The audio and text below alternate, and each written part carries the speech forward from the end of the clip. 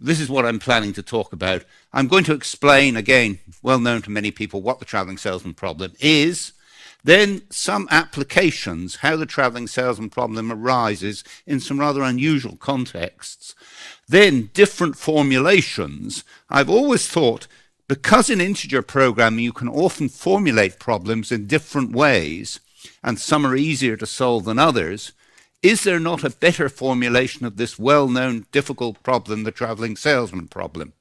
Well, there are some other formulations. I have to say at the beginning, the results are rather negative. No one's yet come up with some tremendous formulation that solves all the problems very quickly. So some of it's fairly negative, but I think it's rather interesting. And then I'm going to compare these formulations by something which is closer to my current research, the idea of projection, projecting them down into the space of the original variables in the conventional formulation. So it's a theoretical way of comparing the different formulations.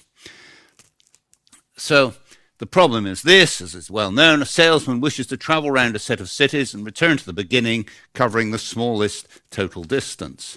And it's well known because it's easy to state, but difficult to solve for more than trivial instances. So that's restating it. You go around a number of cities, visiting each one in such an order as to cover the minimum total distance.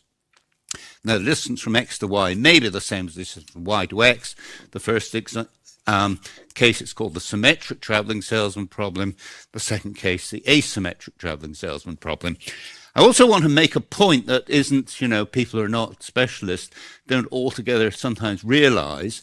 If there is no condition to return to the beginning, which in my experience was a lot of the slightly less usual and less obvious applications, then it is still essentially a traveling salesman problem. So suppose I wanted to go from start at A and finish at B, and then I can choose the order in which I go to the other cities. You can easily make this into a conventional traveling salesman problem by putting in a dummy city. It's a fictitious city with 0 distances. So I make those distances on those arcs 0 distances to them, and then you treat it as a traveling salesman problem. And obviously the traveling salesman is going to use the 2 0 distances, so it's going to result in whatever the optimal tour is. Right, and as I said, that problem does arise quite often. And if we return to the beginning, we want what's usually called the minimum cost Hamiltonian circuit.